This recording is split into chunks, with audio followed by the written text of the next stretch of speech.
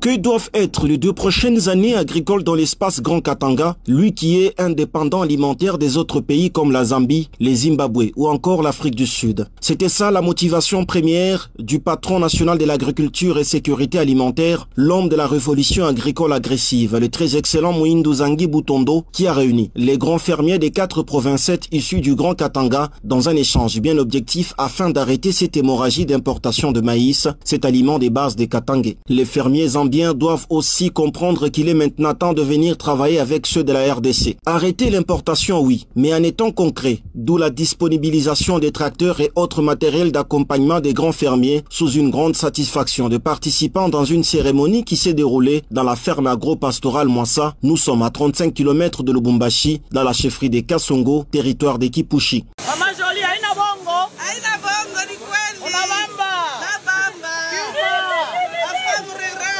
La ferme agro-pastorale Mwassa a été bénéficiaire au travers de son initiatrice, Madame Mwadi Sabine, épouse de Monsieur Paul Kapambwe Ngoy Bin Lengue. 200 tracteurs au total ont été remis par l'homme de la révolution agricole agressive pour faire du Katanga riche aussi en agriculture après le minerai. Je voudrais bien dire le message du chef de l'État à tous les fermiers. C'est que maintenant là, la révolution agricole agressive a commencé. Nous avons un objectif de 2 ans.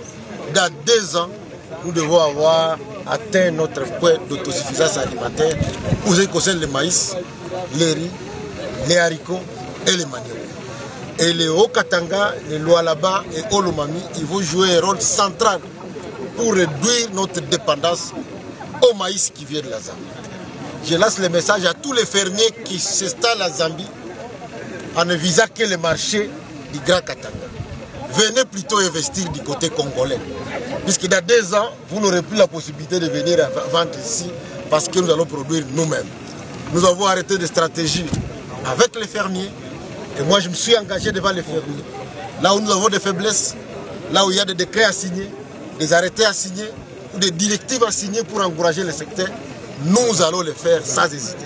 L'homme défati dans la matérialisation de cette révolution agricole, Muhindo Zangi Butondo, a ainsi donné du grand tonus aux fermiers à faire mieux qu'avant et les bénéficiaires ne pouvaient qu'être reconnaissants.